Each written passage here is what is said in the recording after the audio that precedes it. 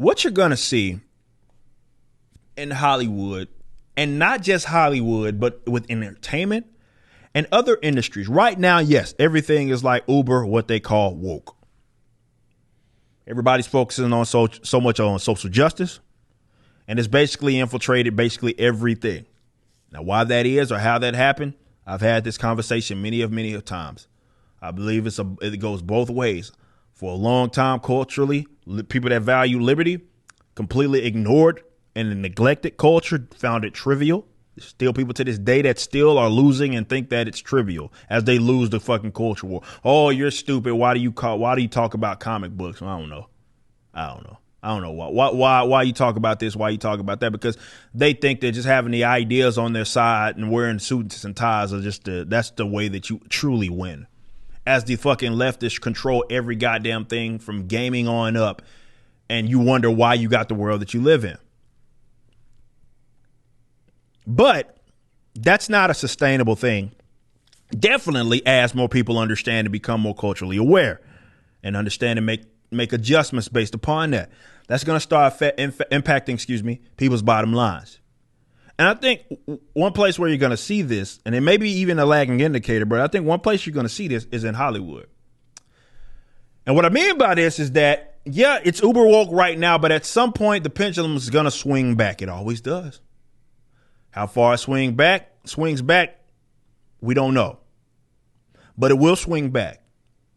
And I think what you're going to see is people that definitely as opinions start to change, and definitely maybe you get a couple of more alternatives that see a lot of financial success, effectively taking the success away from these other big dogs who have went all in on social justice, you're going to start to see a pivot. Now, when they pivot, you're going to try to see people that are going to be getting out in front of it. Now, I would say don't ever forget. There are a lot of people, they got blue check marks, who have made it clear that they fucking hate you.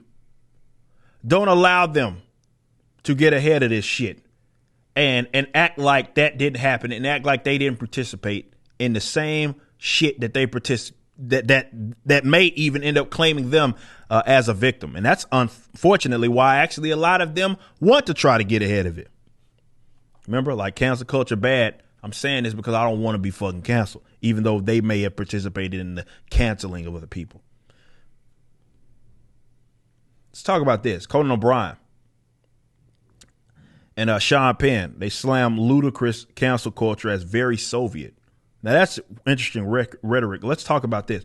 During a July 5th episode of Conan O'Brien Needs a Friend, former late-night host Conan O'Brien and actor Sean Penn agreed that the practice of collectively ostracizing people and destroying their careers over past politically incorrect statements is worrisome.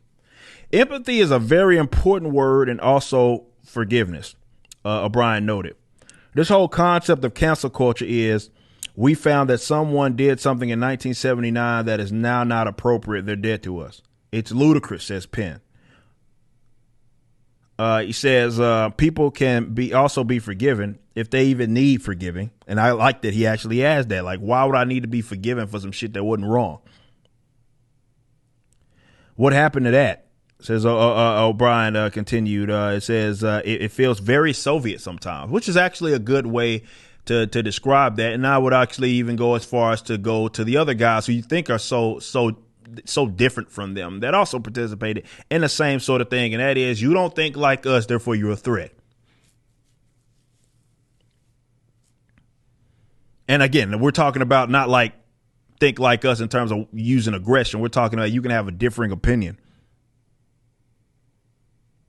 At that point, Penn made reference to Alexei McCammon, the 27-year-old reporter who was pushed out of her role as editor-in-chief of Teen Vogue earlier this week after staff members unearthed and condemned offensive tweets about Asian people. She posted as a teenager. When we're destroying careers like that, what are we really achieving? Or you look at politicians. I give a big nod to anyone that's willing to enter the public arena who is doing so because they give a damn. Yeah. I get it. Now, I'm not going to let any of these people make it, considering that a lot of these people who have participated in this, they have done that, and maybe it'll get around to them eventually, and maybe that's why they're getting ahead of it. But the overall sentiment is correct. The concept has always been silly, right? It's like, okay, person said something or did something that it doesn't even have to be that long ago. But they did something and you completely ignore the context and you just think that they should be removed. And this is why entering the public sphere, you have to understand that your past will be dug up and people will try to eliminate you because of it, because they've been rewarded with just that, right? You're guilty until proven innocent.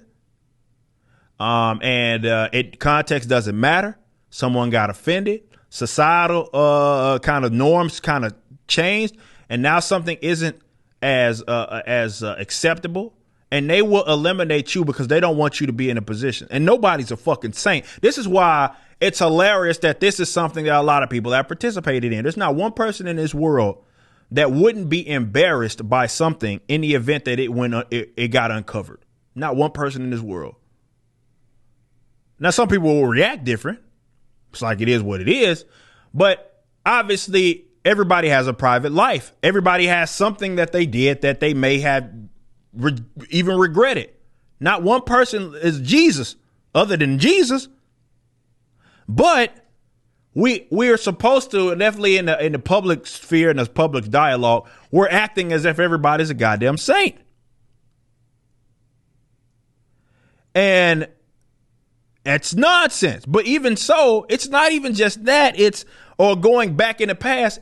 It's differing ideologically. So you got people that have done nothing wrong, Gina Carano. Yet because they're where they're at politically, which is different from what is considered normal to their particular, subculture, they want them out. So what you're going to see, though, is they're eating themselves, and they have.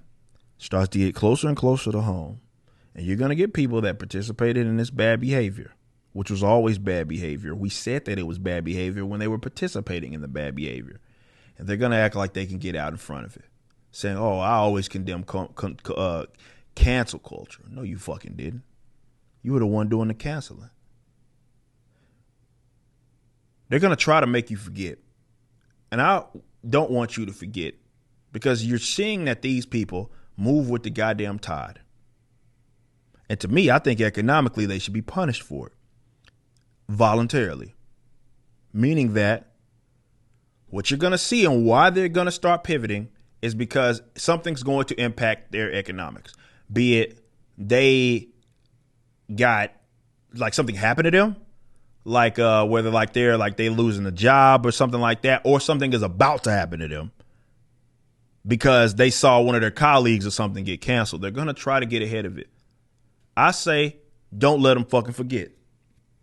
So when you reroute those funds to people that, I don't know, don't fucking hate you and have been clear that they don't fucking hate you, keep paying attention and investing in those guys. Not the guys that are part of Hollywood that just move wherever the tide goes. You just watched a clip from my podcast, For Canon's Sake.